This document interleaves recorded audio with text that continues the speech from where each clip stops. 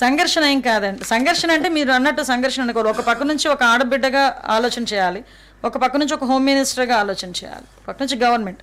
ఎందుకంటే ఇప్పుడు సంఘటనలా చూడకుండా దాన్ని కూడా కులాల మధ్యలోనే మతాల మధ్యలోనే ఆపాదించాలని చూడటం ఒక ఎత్తైతే, కులాల మధ్యలో చిచ్చు రగల్చాలని చెప్పి ఆలోచన చేసే బ్యాచ్ ఒకవైపు ఉంది. ఇంకొక బ్యాచ్ సోషల్ మీడియాలో రెడీగా ఉందన్నమాట. ఏదో గన్ పట్టుకున్నట్టుగా సోషల్ మీడియాలో నోటికి వచ్చినట్టు ఏది పడితే అది మాట్లాడేసి కులాల మధ్యలోని రెచ్చగొట్టడానికి ప్రయత్నం చేసే సందర్భాన్ని కూడా ఈరోజు మనం చూసాం.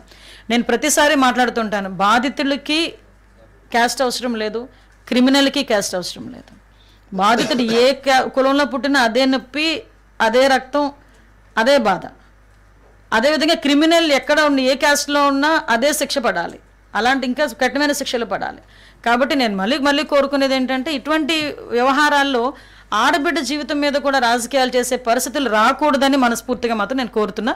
ఆ విషయంలో అయితే మాత్రం చిన్న మానసిక సంఘర్షణ నేనే కాదని చాలామంది పడ్డారు. గవర్నమెంట్ చాలా అద్భుతంగా స్పందించింది, చాలా సంతోషం. అయితే ఈ దానగూడెం కైకలూరు నియోజకవర్గంలో జనసేన నాయకులు ఒక దళిత యువకుని మీద వినాయక నిమజ్జనం సందర్భంగా దాడి చేసి పొట్టలో పొడిచి అదంతా కొంతమంది మీద దాడి కూడా చేయడం జరిగింది. ఆ ఇష్యూలో గవర్నమెంట్ స్పందించలేదు అని చెప్పేసి చాలా పెద్ద ఎత్తున దళిత సంఘాల్లో ఆందోళన కూడా చేశాయి. మరి ఎందుకు ఈ వేరియేషన్? దయచేసి మీకు కూడా ఒకటే వినిపిస్తున్నాను, మీరు ఒక రెస్పాన్సిబుల్ జాబ్లో ఉన్నారు. ఒక రెస్పాన్సిబుల్ జాబ్లో ఉండేటప్పుడు మీలాంటి వాళ్ళ నోట్లోంచి కొన్ని పదాలు బయటకు వస్తే అది టేక్ ఇట్ గ్రాంటెడ్గా తీసుకుంటారు ప్రజలు కూడా. ఎందుకంటే you are also very aware that public safety కూడా.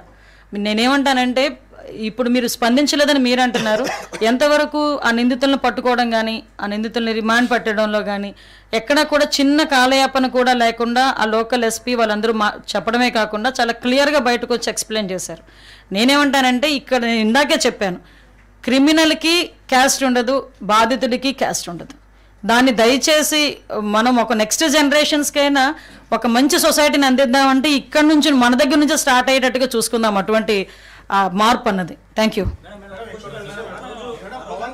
దాడి చేసినప్పుడు కారులో నిందితుడు ఎవరైతే ఉన్నారో అతని భార్య, తల్లి కూడా ఉంది అనేది ప్రధాన ఆరోపణ. రెండోది కాపు సంఘాల నేతలు వీళ్ళు ఇది కేవలం కుల హత్య అని వాళ్ళు ఆరోపిస్తున్నారు. వైసీపీకి సంబంధించిన కాదండి, కుల హత్య అని మీరు మాట్లాడుతున్నారు, కానీ వాళ్ళిద్దరూ వాళ్ళ భార్య బయటకు వచ్చి ఇది కులానికి సంబంధం లేదు, నా భర్త అతను ఇంతకు ముందు స్నేహితులే, ఆర్థిక లావాదేవీల కారణంగా మమ్మల్ని అలా చంపడం జరిగిందని సాక్షాత్తు వాళ్ళ భార్య చెప్పింది. భార్య కన్నా పెద్ద విట్నెస్ ఎవరు లేరు కదా అక్కడ.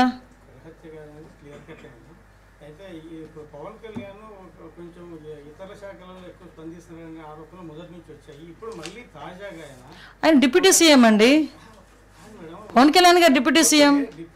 సజెషన్స్ ఇవ్వడంలో తప్పే ఉంది. ఇప్పుడు ఒకళ్ళు ఏదైనా ఇన్ఫర్మేషన్ వచ్చింది, నా దగ్గరికి ఎవరో ఒకరు వస్తారు, వేరే శాఖ వాళ్ళు వస్తారు, అమ్మ ఇలా అన్యాయం జరిగింది అంటారు, నేను కన్సర్న్ మినిస్టర్కి చెప్తానా చెప్పనా? లేకపోతే కన్సర్న్ మినిస్టర్ తాలూకా ఓఎస్డీకో లేకపోతే సిఎస్కి ఎవరో ఒకరికి మేము ప్రిన్సిపల్ సెక్రటరీకి చెప్తామా చెప్పమా? ప్రతిదాన్ని భూతద్దంలో చూడకండి.